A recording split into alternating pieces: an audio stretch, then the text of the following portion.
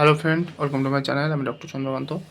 তো আজকে আপনাদের বার্নিং ফিট অর্থাৎ পায়ের তলায় অনেক সময় জ্বালাভাব থাকে, বার্নিং একটা সেন্সেশন থাকে। তো সেই বার্নিং ফিট বা পায়ের তলায় জ্বালাভাব তার কারণগুলি কী কী, ঠিক কী কী কারণে হয় আজকে সে বিষয়ে আলোচনা করবো। চ্যানেল নতুন, তাহলে সাবস্ক্রাইব করবেন। চলুন শুরু করা যাক। তো বার্নিং ফিট বা পায়ের তলায় জ্বালাভাব এটার কথা বললে প্রথমে যেটা মাথায় আসে সেটা হচ্ছে পেরিফেরাল নিউরোপ্যাথি বা নার্ভ ড্যামেজ। তো পেরিফেরাল নিউরোপ্যাথি বা নার্ভ ড্যামেজের কারণে এটা হতে পারে।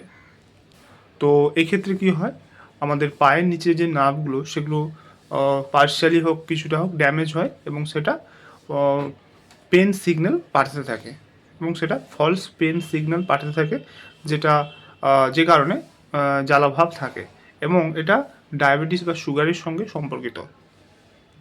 তো আরেকটা কারণ সেটা হচ্ছে ডায়াবেটিক নিউরোপ্যাথি, অর্থাৎ ডায়াবেটিক নিউরোপ্যাথির কারণেও কিন্তু পায়ের তলায় জ্বালাভাব থাকতে পারে। ডায়াবেটিক নিউরোপ্যাথি কি, যাদের লং টার্ম দীর্ঘদিন ধরে ডায়াবেটিস বা সুগারের সমস্যায় ভুগছেন তাদের জন্য কিন্তু এই সমস্যা দেখা যায়। সেটা বার্নিং হয়, টিংলিং হয়, এইরকম জ্বালাভাব, এরকম সেন্সেশন দেখা যায়। আরেকটা হচ্ছে ভিটামিনের অভাবেও কিন্তু এই জ্বালাভাব, পায়ের তলায় জ্বালাভাব সেটা হয়। যেমন ভিটামিন B12, B6, ফোলেট। তো এই ধরনের ভিটামিন যদি ডেফিসিয়েন্সি হয় তাহলে কিন্তু পায়ের তলায় জ্বালাভাব হয় বা বার্নিং হয় এবং ইরিটেশন হয়। আরেকটা হচ্ছে ফাঙ্গাল ইনফেকশন, অর্থাৎ ইনফেকশনের কারণেও কিন্তু জ্বালাভাব থাকে, যেমন অ্যাথলেটিক্স ফুট।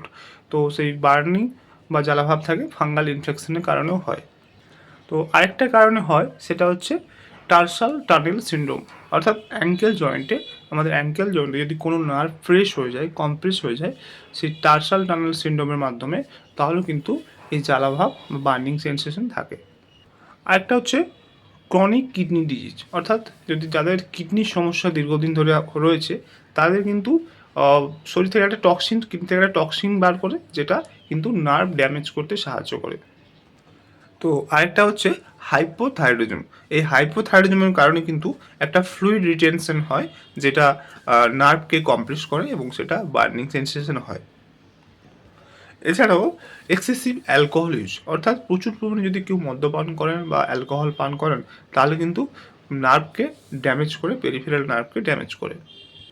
আরেকটা হচ্ছে সার্কুলার ইস্যু, অর্থাৎ পেরিফেরাল আর্টারি ডিজিজ, অর্থাৎ আমাদের পায়ে ব্লাড সার্কুলেশন ফ্লো কম হয়ে যায়, যে কারণে জ্বালাভাব থাকে, অর্থাৎ রক্ত সংবহন ঠিকমতো না হলেও সেক্ষেত্রে পায়ে জ্বালাভাব থাকে।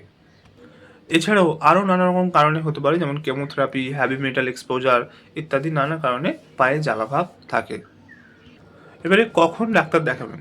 যদি বার্নিং সেন্সেশন হঠাৎ করে বেড়ে যায় এবং কোনো আঘাত বা কোনো ওন্ড থাকে এবং সেটা পা অবধি ছড়িয়ে পড়ে, তাহলে কিন্তু ডক্টরের সঙ্গে কনসাল্ট করতে হবে। তো আজকের ভিডিও এই পর্যন্ত। চ্যানেল নতুন, চ্যানেল সাবস্ক্রাইব করবেন, ভিডিও লাইক করবেন। Thank you for watching.